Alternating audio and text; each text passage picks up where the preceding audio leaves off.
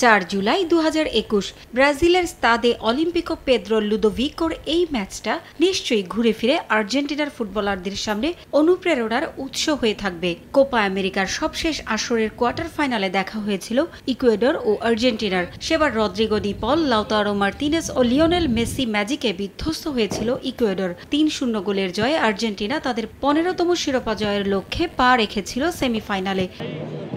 কাকতালীয়ভাবে এবারও কোপা আমেরিকার কোয়ার্টার ফাইনালের মঞ্চে মুখোমুখি আর্জেন্টিনা ও ইকুয়েডর। সবশেষ আসরের পুনরাবৃত্তি করে এবারও সেমির মঞ্চে জায়গা করে নেয়ার লক্ষ্য আর্জেন্টিনার। কানাডার পর চিরশত্রু চিলি, এরপর গ্রুপের শেষ ম্যাচে আলবিসেলেস্তেদের তাণ্ডবে উড়ে গেছে পেরু। টানা 3 জয়ে রাজার মতোই কোয়ার্টার ফাইনালের মঞ্চে বর্তমান চ্যাম্পিয়নরা। তবে শীর্ষ 8-এর গুরুত্বপূর্ণ ম্যাচের আগে স্বস্তিতে নেই কোচ লিওনেল স্ক্যালোনি। দলের প্রাণভোমরা মেসি এখনও ফিট হয়ে উঠতে পারেননি থাই ইনজুরি থেকে।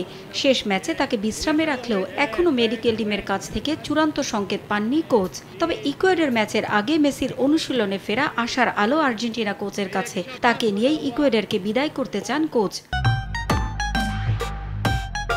দাগ লাগুক যতবার, বার্জার ইজি ক্লিন একবার।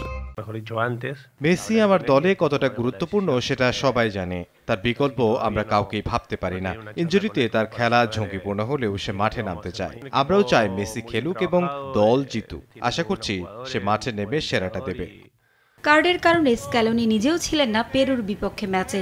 কোপায় 3 ম্যাচে 4 গোল করে রীতিমতো উড়ছেন লাউতারো মার্তিনেজ। অতীতে তাকে নিয়ে হওয়া নানা সমালোচনার জবাব এবার দারুণভাবে দিয়েছেন ইন্টার মিলানের এই ফরওয়ার্ড। এ ম্যাচেও তার উপরই ভরসা রাখছেন কোচ। আর বিপদের মুহূর্তে ত্রাণকর্তা হিসেবে সুপরিচিত ডি মারিয়া তো আছেনই।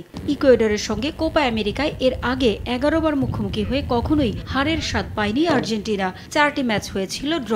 দু দলের এখন পর্যন্ত খেলা 40 ম্যাচের মধ্যে 26টিতেই জয় আছে আলবিসেলেস্তেদের। ইকুয়েডর জয় পেয়েছে মাত্র 5 বার।